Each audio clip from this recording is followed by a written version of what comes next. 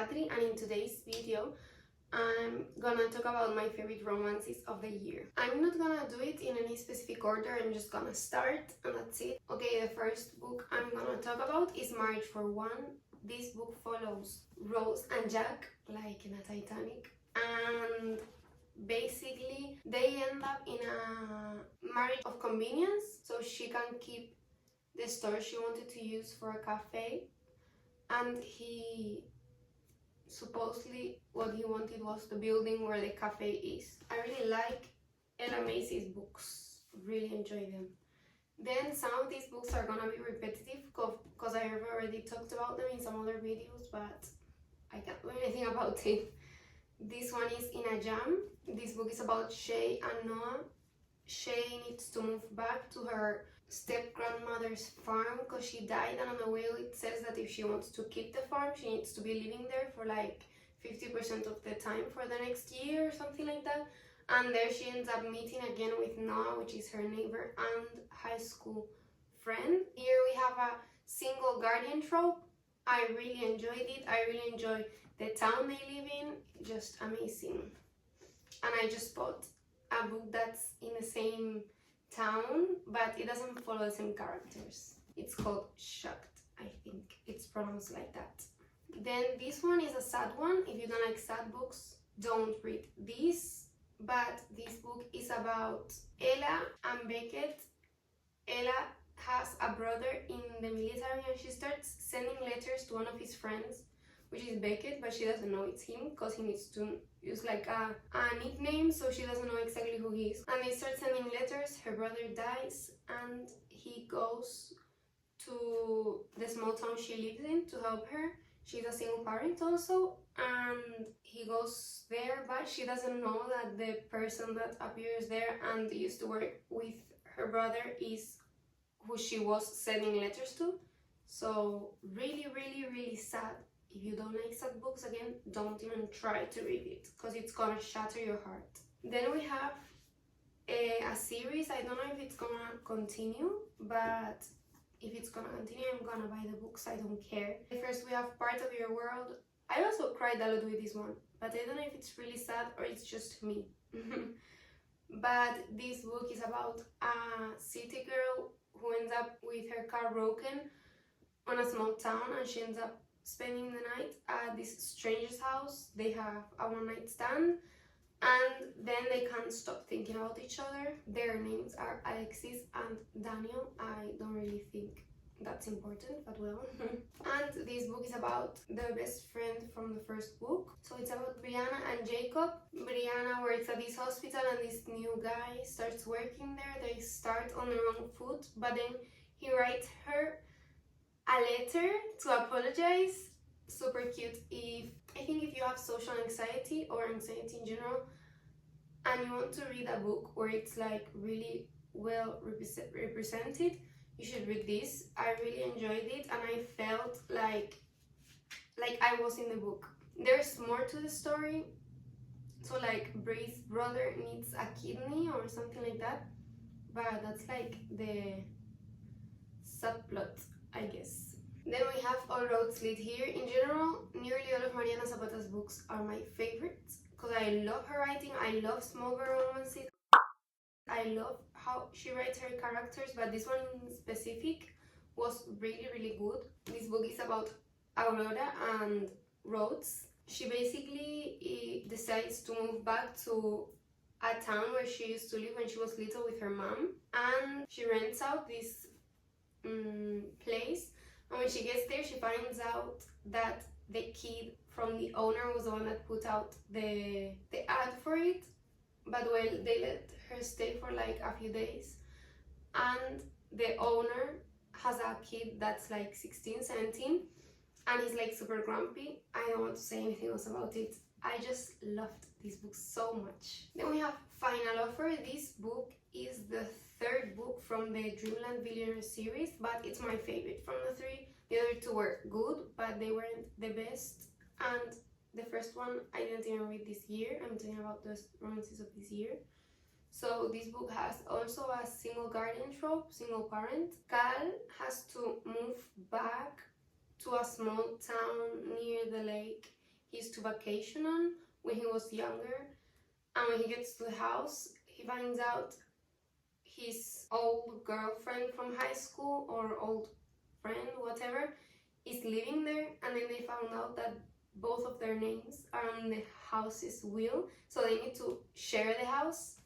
It's really, really good. And the child in this, like, all the children from these books that appear, they're all amazing. Because if I don't like the kid, I'm not liking the book, but it's amazing. It's like childhood friends, childhood lovers, childhood, I don't know, to enemies, to lovers, obviously.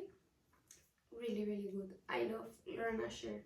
Then we have Happy Place by Emily Henry. This is my favorite book from her. I do love that it's like a giant book also. This book is about Harriet and Wynne. They break up. They used to be engaged. They break up, but then they have to go on vacation with their friends and make it seem like they are together, because they never told their friends they are like separate, and they don't want to ruin the vacation. So you get a past and a present timeline, and like how they are together now and the issues they are having now, and why they go to the point they are right now, like hating each other basically. So this book is really good. It also shattered my heart. So if you don't want to cry, don't read this. If you've recently gone through a breakup or whatever, don't read this. And now we have two series. The one that I finished last month was this one. We have the Knock 'Em Out series.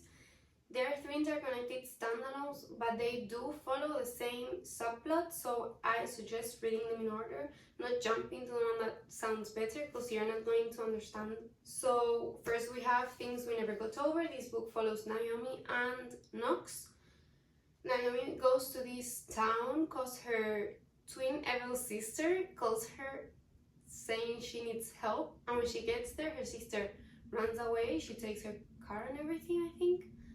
And she finds out she has a niece she never knew about, and she needs to take care of her. And Knox, he's a grump, but he helps them. Really cute. I love it. Some people hate this book, but I love it. Then we have Things We Hide from the Light. This book is about Nash, which is Knox's brother, and Lena.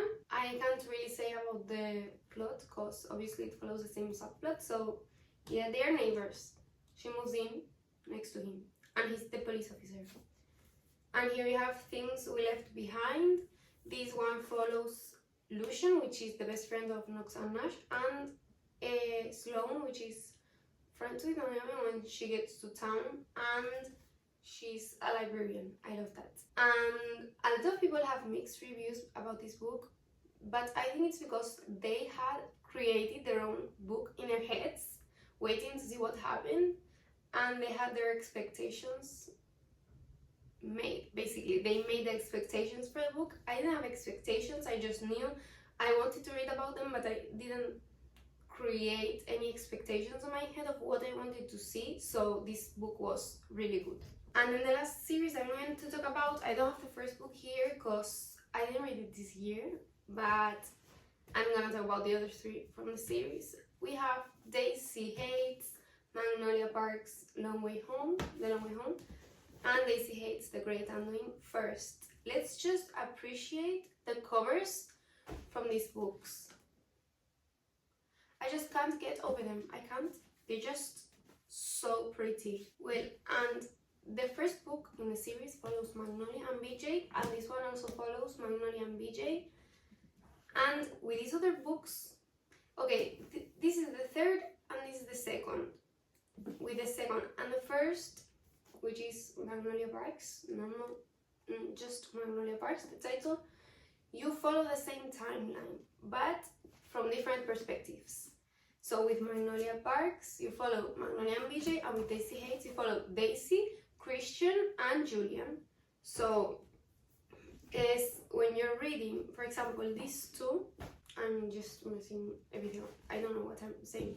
Okay, these 2 follow the same timeline, so you get some things from here, from Magnolia's perspective. And then when you switch to here, you see the same things but from the other perspective, so you get to see the inside of what was happening. I don't know, it's just so good. But I need to say, if you only like plot-driven books, this is not gonna be for you. But I don't like plot-driven books, and these were amazing.